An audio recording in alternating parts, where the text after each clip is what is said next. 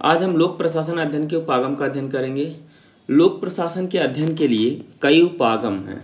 लोक प्रशासन के अध्ययन के लिए कई उपागम हैं, जिनमें से कुछ प्रमुख हैं, जैसे शास्त्रीय उपागम, नवशास्त्रीय उपागम, व्यवहारवादी उपागम, व्यवस्था उपागम, तुलनात्मक उपागम और पारिस्थितिकी उपागम।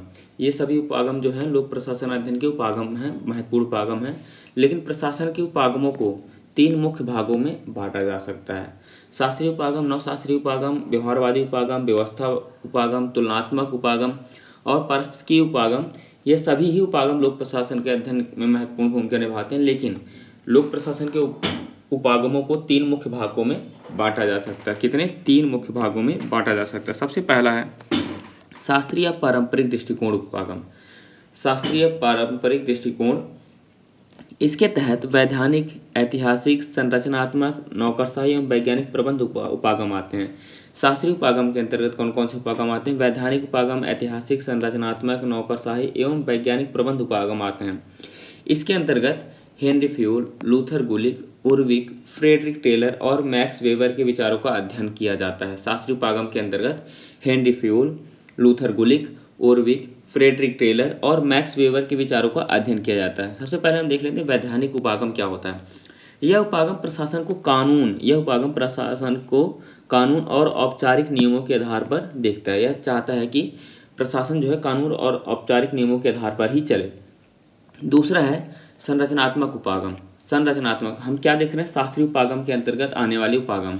वैधानिक उपागम जो कानून और औपचारिक नियमों के आधार पर देखता है प्रशासन को। संरचनात्मक उपागम दूसरा है, यह उपागम प्रशासन को विभिन्न संगठनात्मक संरचनाओं के रूप में देखता है, जैसे कि विभाग, कार्यालय आदि। संरचनात्मक यानी कि प्रशासन की संरचनाओं का अध्ययन करता है। नौकरशाही उपागम मैक्स वेबर ने दिया था। यह उपागम नौकरशाही सिद्धांतों जैसे कि पद सोपान, विशेषज्ञता, नियम आधारित कामकाज पर जोर देता है। नौकरशाही उपागम क्या देता है कि पद सोपान, विशेषज्ञता और नियम आधारित कामकाज पर जोर देता है नौकरशाही उपागम। वैज्ञानिक प्रबंध उपागम टेलर ने दिया था।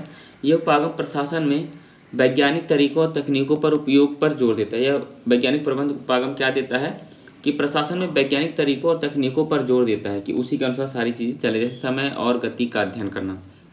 तीसरा है नवशास्त्रीय सिद्धांत तथा मानव संबंध आंदोलन। तीसरा क्या है? नवशास्त्रीय सिद्धांत तथा मानव संबंध आंदोलन। इसके तहत Mary Parker Follett, Elton Mayo, Roethlisberger, McGregor, Abraham Maslow के विचारों को सम्मिलित किया जाता है। किसका किसका?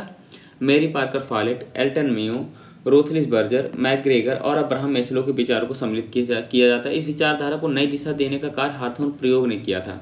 हार्थोन प्रयोग क्या था? हार्थोन प्रयोग एक कारखाने के अंतर्गत हार्थोन ने प्रयोग किया था, जिसके अंतर्गत औपचारिक संगठन के अंतर्गत अनौपचारिक संगठन पाया था कि एक औपचारिक संगठन है जो सरकारी या फिर प्राइवेट हो सकता है, जहाँ पर जो व्यक्ति काम करते हैं उनके अंदर जो है, उनके मध्य जो है मानवीय संबंध बन जाता है, एक दूसरे से संबंधित हो जाते हैं, वो उसी को अनौपचारिक संबंध कहा जाता है।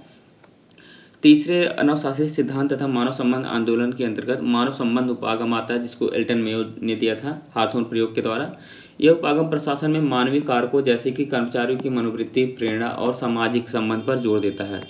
मानव व्यवहार उपागम प्रशासन में मानवीय व्यवहार के सिद्धांतों जैसे समूह गतिशीलता, नेतृत्व और संचार पर जोर देता है। कुछ अन्य भी हैं जैसे तीसरा ये है आधुनिक सिद्धांत काल। आधुनिक सिद्धांत काल क्या है? इसके तहत व्यवस्थावादी, व्यवहारवादी, पारिस्थितिकी उपागम आते हैं। तीसरा है आधुनिक सिद्धांत काल। सबसे पहले नवशास्त्रीय सिद्धांत आया था, नवशास्त्रीय पारंपरिक दृष्टिकोण आया था। उसके बाद दूसरा आया था नवशास्त्रीय सिद्धांत या मानव संबंध आंदोलन, जो हार्थोन प्रयोग के द्वारा निकला था। तीसरा है आधुनिक काल सिद्धांत। इसके अंतर्गत जो है हर्बर्ट साइमन का निर्णय निर्माण मॉडल आता है आधुनिक सिद्धांत के कारण। चेस्टर बर्नार्ड का व्यवस्थावादी उपागम आता है। फ्रेडरिक्स का पारिस्थितिकी सिद्धांत आता है। फ्रेडरिक्स का पारिस्थितिकी सिद्धांत भी आता है इसी आधुनिक सिद्धांत काल के अंतर्गत, उपागम के अंतर्गत। व्यवहारवादी उपागम, यह उपागम प्रशासन को एक गतिशील और जटिल प्रणाली के रूप में देता है। व्यवहारवादी उपागम क्या देता है? प्रशासन को एक गतिशील और जटिल प्रणाली के रूप में देखता है जो विभिन्न कारकों से प्रभावित होता है। अगला है व्यवस्थावादी उपागम।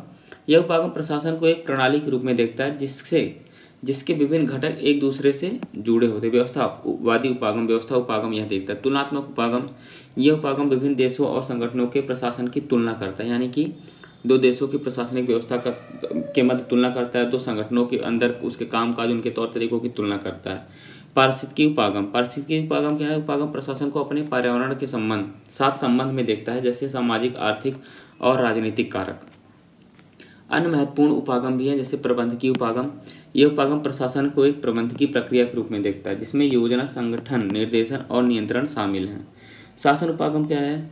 यह उपागम प्रशासन को शासन की दृष्टिकोण से देखता है। यह उपागम प्रशासन को शासन के दृष्टिकोण से देखता है, जिसमें सरकार और अन्य संगठनों के बीच संबंध शामिल होता है।